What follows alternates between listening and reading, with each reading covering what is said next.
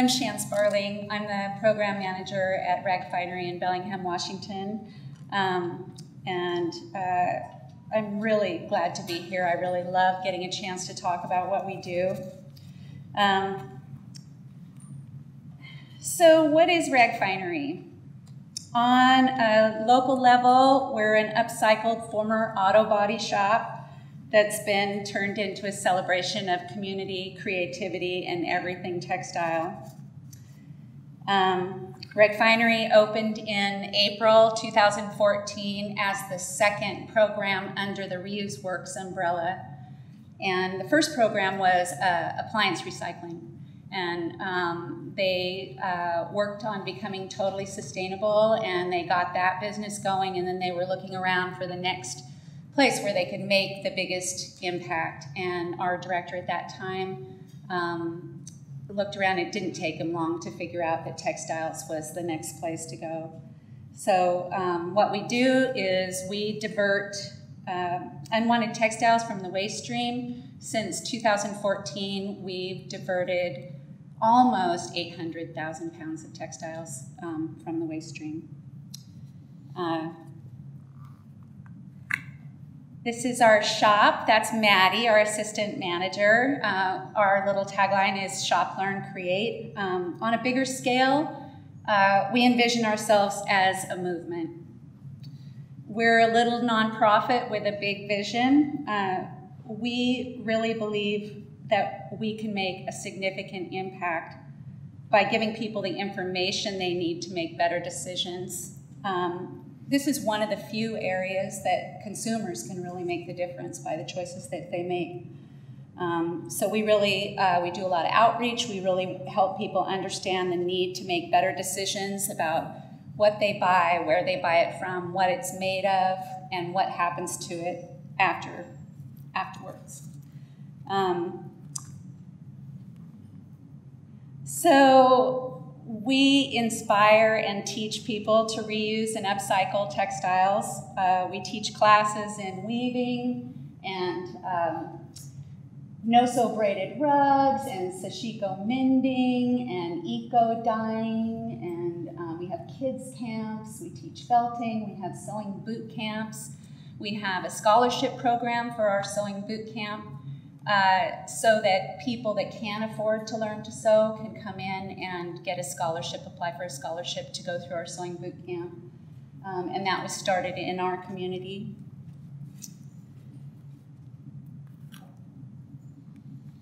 We have a job training program. It's really important to us. We work with social service agencies out in the community, places like Opportunity Council and Northwest Youth Services and WorkSource. And we bring people in who have either been out of the job market for a long time, or maybe youth that have had a hard time at home and are looking for a start. We bring them in, and we started by just doing soft skills, you know, show up on time, stay focused on what you're doing, communicate well, be part of the team. And then we're starting to work into teaching sewing skills and mending skills. Our hope is to have a repair shop at our facility, and also we're hoping that we can work with our community partners to provide outcomes in the community for jobs. And so that's an important part of our program, and we're hoping to develop that further. We also have a teen fashion boot camp. It is a week-long camp where we bring teens in and teach them about upcycling and reusing to create a really individual wardrobe. And at the end of the week, they get a runway show with their friends and family. And we really like to get them while they're young. You know, we think that's where we can make a lot of impact. It's just amazing to watch them bloom and come alive at that age. It's an age when a lot of teenagers have issues with self-esteem, and to watch them really be successful at creating something that they can then show off to their friends and get more involved in. And our first, I'll get to some of our events in a bit, but our first event, actually, one of the winners was a girl that was only 14 years old at that time. So there really has been a lot of progress with some of our kids from the fashion boot camp. We really love our community partners, and Eileen Fisher Renew is one of them. We've been working with Eileen Fisher Renew. They come up and do pop-ups, and then we've gotten into doing consignment with them, and so now we carry their stuff on consignment. We're getting ready for another pop-up on November 10th, so if anybody wants to come up to Bellingham, it's going to be big. We also love our local breweries. We've had some partnerships with them, making bags and doing various things from their malt bags. This is a picture of Aslan Brewery. Their whole crew came down and they tie-dyed t-shirts, and then they sold them at their brewery and gave us $5 a shirt to benefit what we do. So it's been a really fun partnership working with a lot of the breweries. I want to say a little bit about events. I think a couple years ago I came down to the Eco Fashion Week here in Seattle, and something one of the speakers said really impacted me. And they said that, you know, there's a lot of fatigue in this issue. It's people get so used to hearing the same things over and over again about you have to do this and you have to be responsible, and people can be more impacted to change through inspiration. You can't just keep hitting people over the head and telling them to eat their vegetables. You know, they can be motivated more to change by through inspiration and creativity. And I really do think that we need creativity in this arena to help solve some of these problems that are more difficult to solve. And so when we started at Ragfinery the first year, we had a donation of 40 wedding dresses, and we didn't know what the heck we were going to do with them. And so we decided to have a challenge, our wedding dress challenge. And we had never done anything like that before, but we just put the word out that, you know, we were going to give a wedding dress to any participant, and they could show up and get a wedding dress, and then they had to create something that they could either carry, drag, or wear down the runway. And so then we spent a lot of time trying to clear out everything in our shop, as you can see. We didn't even know if anybody would show up, and we had 400 people that showed up. We thought we were going to get shut down by the fire department, and they all crammed in. There were people that couldn't get in that were mad. And we had our first little runway. We had a little makeshift runway, and we had 20 participants who made the most outrageous things. One guy, his wife couldn't show up at the last minute with her creation, so he carried a mannequin down the runway and did all the spins and everything. We had some pretty unique participants, and we really realized that we were on to something. Our second challenge was our Fancy Pants Challenge, and that was about 6 months after the wedding dresses. A bridal shop in town donated 60 pairs of tux pants, and so we were trying to think about what we were going to do with those, and we get a lot of cocktail dresses because they're things that people might wear for a special occasion and then they give up, same with prom. And so we decided that all of our participants were going to get a pair of tux pants and a cocktail dress, and they had to come up with a creation out of that to wear down the runway, and we were blown away. This woman is a local leather designer, actually, but we had everybody. We had all different shapes and sizes, people that had never walked a runway, people that were scared to death. We had little kids, we had moms, we had everybody that came down was inexperienced but really game to try, and we had some really amazing entries. The next challenge we did was Cirque de Couture. We have a big circus culture in Bellingham, and we wanted to do more of a themed event, and we just asked people to get all their materials from the store. All of our stuff is reused, and so we had tiger taming tutus made out of tablecloths. We had all kinds of frills and thrills, and people created some of the most outrageous stuff. This was our fire walker, this girl here.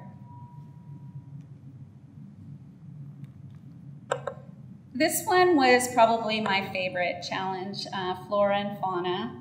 It was a celebration of our natural world and all its wonder, and I really felt like making a connection between the reason that we do this, what we're trying to save, was great. And we had Mother Nature's, we had goats, we had everything you could possibly imagine. We had people that made goat hooves out of stilettos. We had the most amazing creativity in this group, and it was really, really rewarding to watch that runway show and to be involved in it.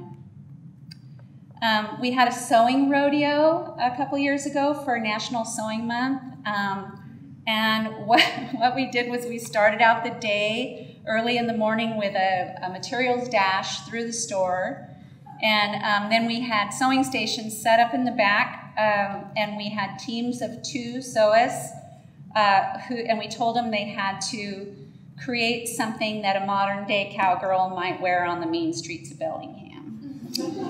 So people got really into it, and they created some amazing things. And on the runway, we had dogs and bicycles and everything you can possibly imagine. These are some of our participants. We had to put up signs that say, "Do not disturb the cowgirls," because we did allow people to come and watch the process, that all of our customers come in, and so that was really fun. You're gonna hear me say that a lot. That was really fun.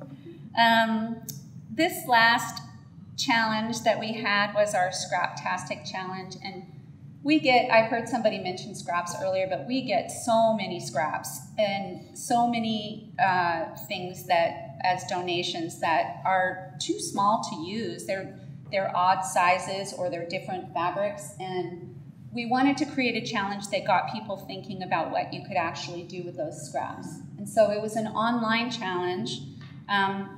We had people come into the store to register, and then we gave them a huge garbage bag full of scraps, and we gave extra credit for people that used the most scraps in their entries. And then we had our Facebook people, our Facebook followers, vote on the winner. My personal favorite was that poof there, because they used all the additional scraps they had to stuff it. So they used every single thing that was in their bag, which I really liked. A lot of people really liked the baby clothes, which, were really, really cute. Yeah, so we had that.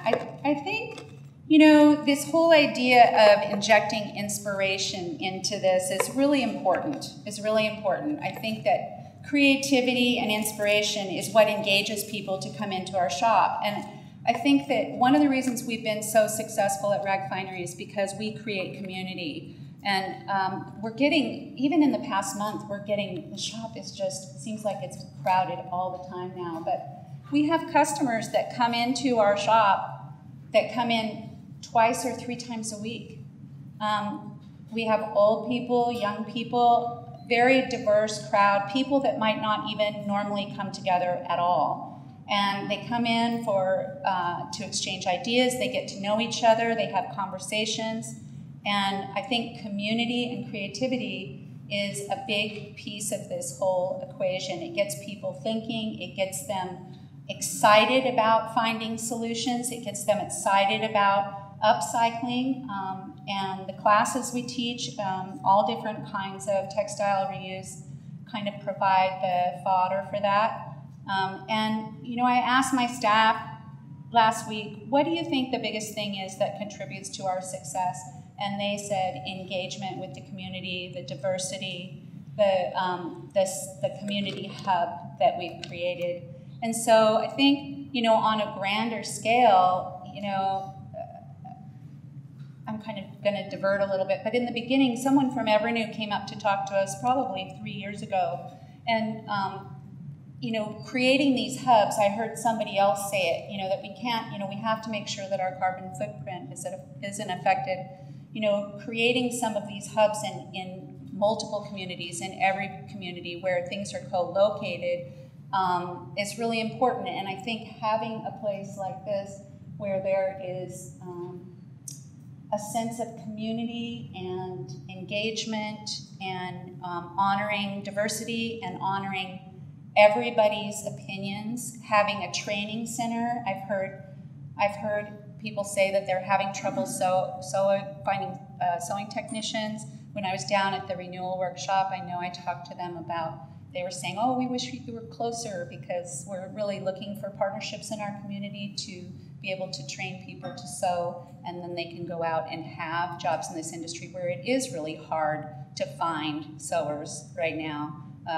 A company in Bellingham, Oyster Creek Canvas, was telling me that it's really hard for them to, it takes them a year or two to train somebody and then they're gone. And so to find ways to bring people in that are out of work and engage them enough to teach them to sew and get out in the community, I think is also a really important thing.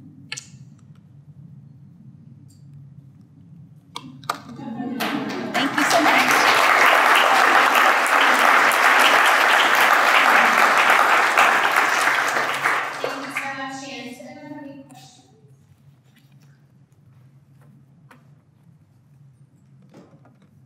You talked a lot about the events, which I think is awesome, and thank you for talking about inspiration as opposed to guilt as a motivator. But I'm not necessarily understanding what you do on a more day-to-day basis. Are you open to the public? This is what it kind of looks like.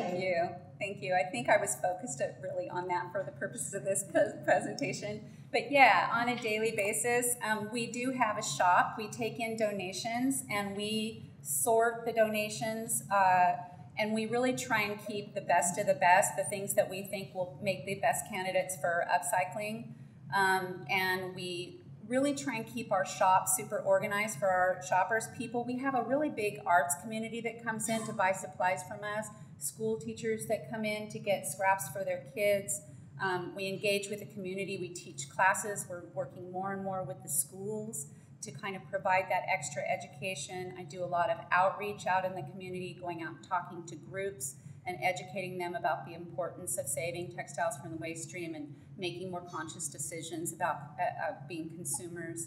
But on any given day at this point, you can look into our shop and it's just packed full of people going through and finding supplies. We have them organized in different ways. We have a whole wall of bins that are all clothing that we've culled that we think are the best candidates for upcycling. And then I do want to mention that the things that we can't use, one of the things that blew me away when I started there was just the sheer volume.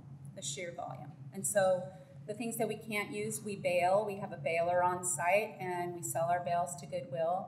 I talked to Goodwill a couple of weeks ago to find out the latest and greatest on exactly where our bales are going.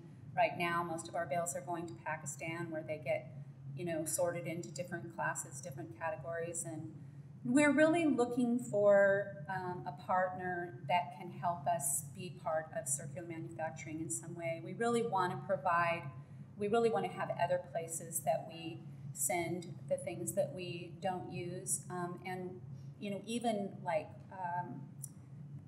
the person from Rainy back there, we get a lot of outdoor gear in, and we do cut buckles and all those things off, and then we try and find uses for them, but we should talk because we do get a lot of that stuff. So we're always looking for ways that we can work with different partners so that we can save more from the landfill. Yeah, does that answer your question? Yes, thank you. I can feel blood sugar. Thank you. My name is Leah. I'm from the city of Tacoma. Real quick, my gears are already turning. We organize the South Sound Sustainability Expo every spring. My gears are already turning for like an upcycle fashion show feature. So thank you for that. My question would be on the same lines of partnerships. You mentioned the importance of having these kind of hubs and communities around the area. Do you partner specifically with other groups and organizations that do the same thing